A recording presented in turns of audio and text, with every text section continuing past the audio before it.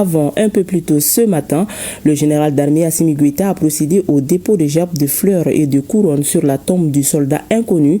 Les mémorials situés sous les murs du Kremlin est le symbole de la victoire russe lors de Grande Guerre. La cérémonie s'est déroulée au rythme des notes nationales. Voyons les moments de recueillement chargés d'émotions avec nos envoyés spéciaux Garibou Pérou, Sidiki Balo et Adama Kamara.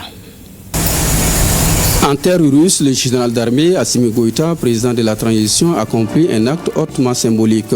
Sous un ciel chargé de nuages, il se dirige vers la tombe du soldat inconnu, accompagné par les notes nationales de la Fédération de Russie.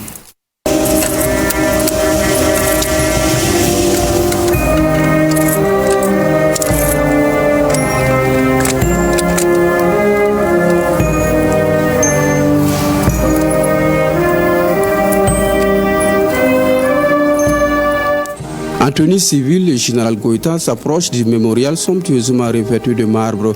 L'atmosphère empreinte des résonances des conflits passés est marquée par un silence qui entoure le président Goïta.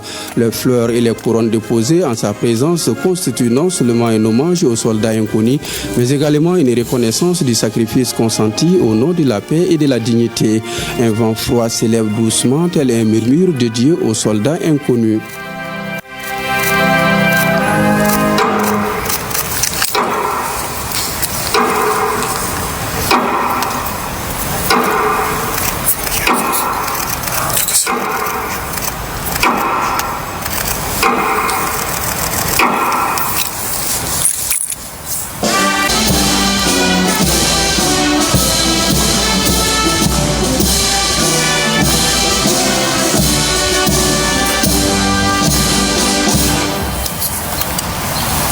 Cette cérémonie de recueillement témoigne non seulement de l'attention portée aux figures historiques, mais invite également à une profonde réflexion sur les responsabilités qui se présentent en temps de crise.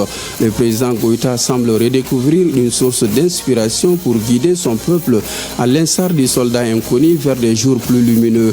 Le dépôt de cette gerbe de fleurs chargée d'histoire et d'émotion souligne l'urgence de bâtir un avenir pacifique. Laisser une gerbe de fleurs sur la tombe du soldat inconnu, c'est une redéfinition du concept de responsabilité et une reconnaissance des valeurs historiques qui lient la Russie et le Mali.